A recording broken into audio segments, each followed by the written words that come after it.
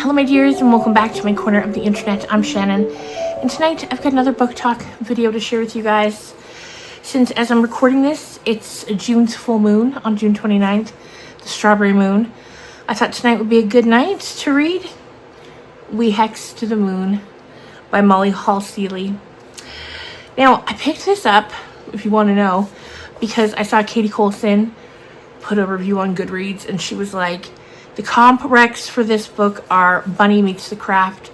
She's like, that's so true. I loved it. I read it. I'm already rereading it a second time. So I was like, well, that sounds pretty promising. So I instantly ordered a copy. And here she is. It's very short. It's under 200 pages. I read it in quite literally one sitting this evening. And it was a ton of fun. At first, when I started it, I was like, I was a little worried it might be a bit goofy. But while it certainly is, in some ways, it was also really good. It surprised me with how much I loved it. So how the book talks go here on my channel, I'll give you a brief synopsis, and then we'll move into spoilers. But I'll be sure to warn you before we move into spoilers, because I never want to ruin anything for anyone accidentally. So this book is about 4 girls. They are Harding and Macy and Goldie and Jen. And they've just graduated high school and they're spending their final summer together. And one night they get together. They've been drinking, you know, and they're on the internet, and they decide that they're going to, they find this website where there's instructions on how to hex the moon. And for no other reason than being young and stupid and curious, they do it. And they don't really expect anything to come of it because, you know, you wouldn't. But then the next evening, the moon appears in Jen's room. It's Jen and I think Macy or Jen and Harding, one of those two. They're with Jen at her house and the moon appears. It's left the sky and it's now taken a kind of physical form, but not really. Like, it doesn't look like a person, but it has an outline and it glows, and it's in their room, and they're mind boggled. And that's sort of what kicks all of this off. And then they're trying to figure out what to do because the moon's gone from the sky. So the news, everything, like, everyone's freaking out. What does it mean? What does it mean for seasons? What does it mean for weather? You know, the moon controls the tide. Like, what's going to happen? And the moon, when she's in Jen's bedroom and she's moving around, she's causing the whole house to shake, and like what feels like a earthquake to happen throughout the whole neighborhood. And so that's the basic premise. And it sounds a little silly when I tell it to you, because it is a little silly.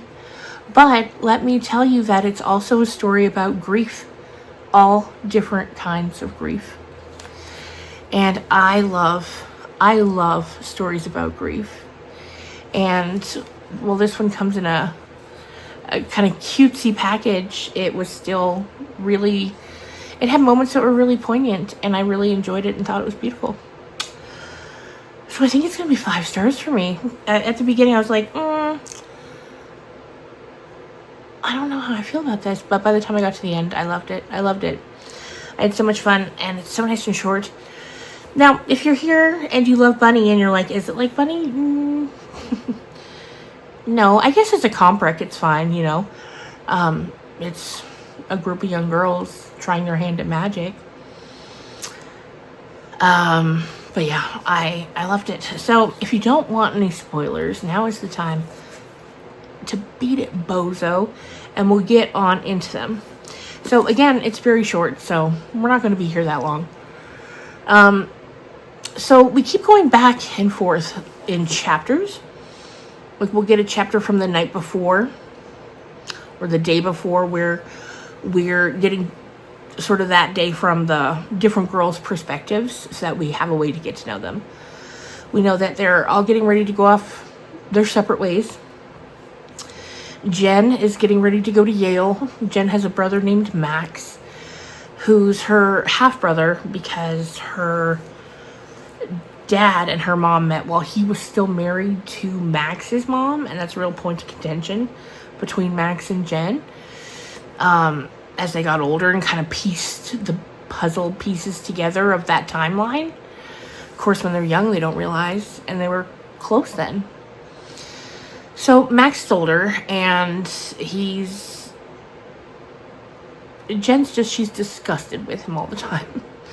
Just disgusted with him because she's noticed that he's been sort of falling prey to the whole manosphere online, the whole incel, Andrew Tate pipeline of young boys that are preyed upon to be radicalized.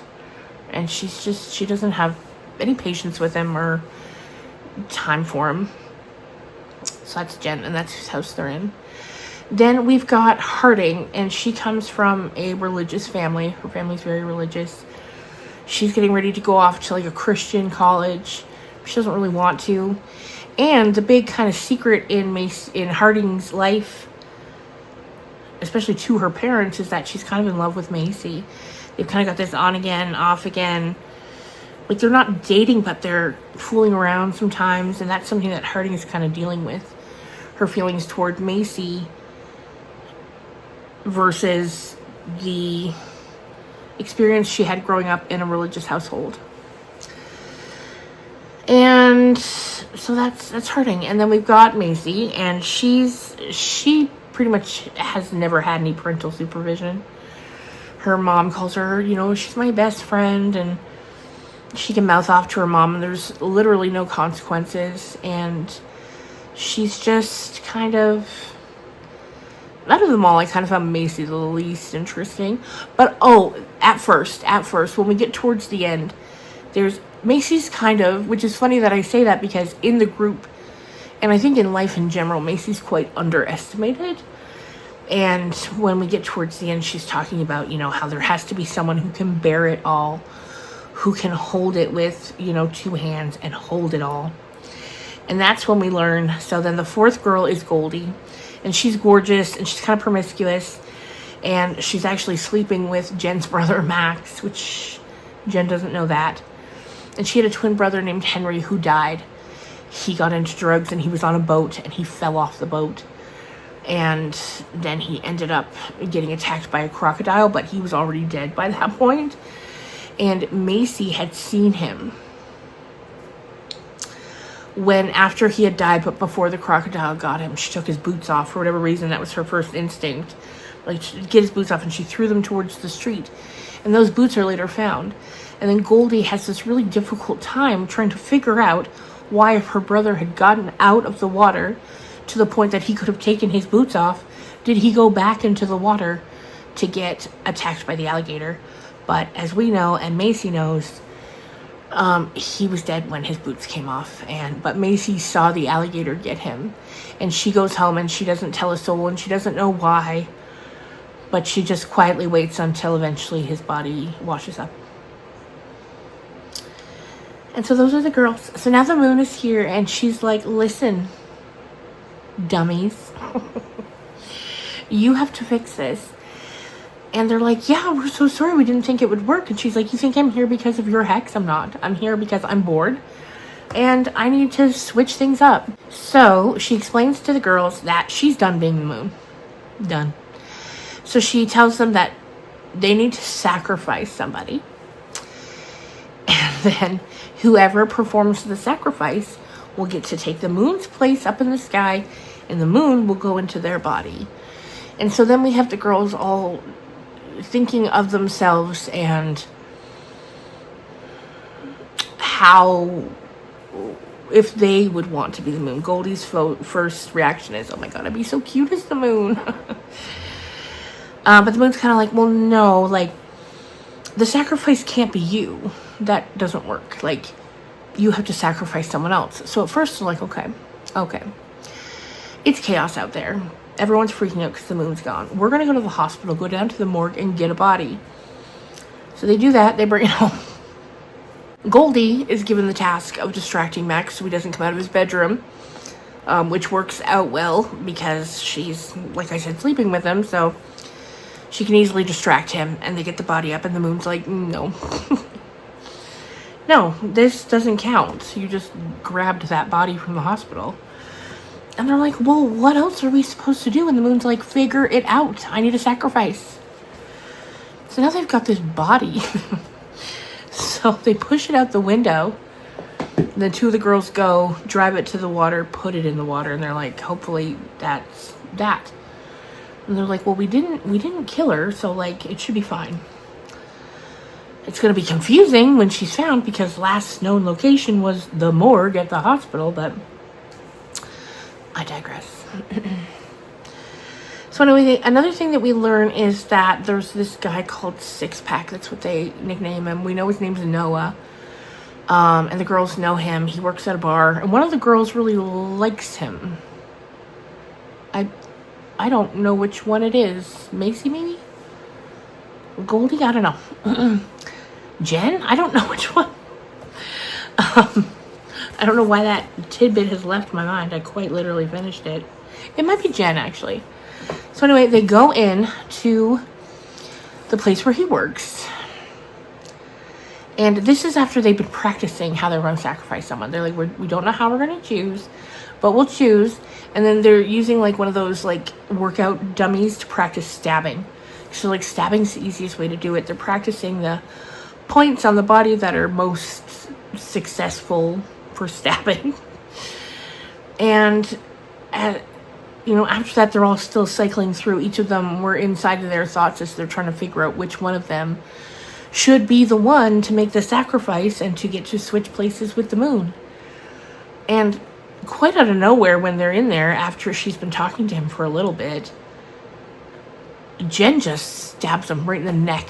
Noah, Six Pack. And he dies. And then the moon has her sacrifice. And then the moon switched places with Jen. Jen is now the astral cosmic body up in the sky, and the moon's headed to Yale. And we get a chapter at the end. It's called Later, and the other three girls are together. They've come together, and none of them have heard from Jen since the switch took place and she went to Yale. And then so we get their awkward get together while they're sitting at this table, and then we go to Jen at Yale, and then it kind of ends. It ends with her meeting this young man named Ted, and he's a little flirty, and the moon, as Jen, is kind of loving it. So that's the gist of the story. But like I said, at its heart, it's a story about grief. It's Goldie's grief at losing her twin brother. It's the girls in general, the pack of them, their grief at losing each other. It's Jen's grief at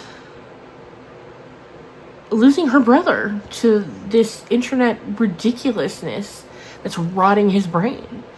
It's Harding's grief of knowing, which does come true, that she's going to lose her family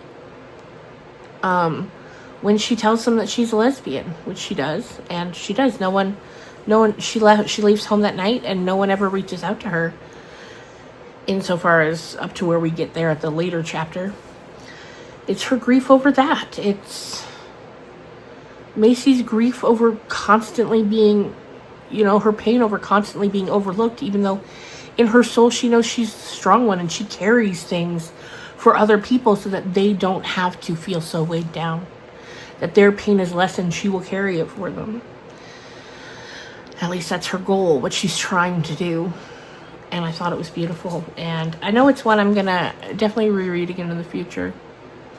It's just a great little story. It's funny. It's quick, like I said. It's under 200 pages. And cover 2. I think this is her debut. I'm pretty sure. So I can't wait to read what she comes out with in the future. Mollyhall is such an interesting name, too. I've never heard that before. It's beautiful.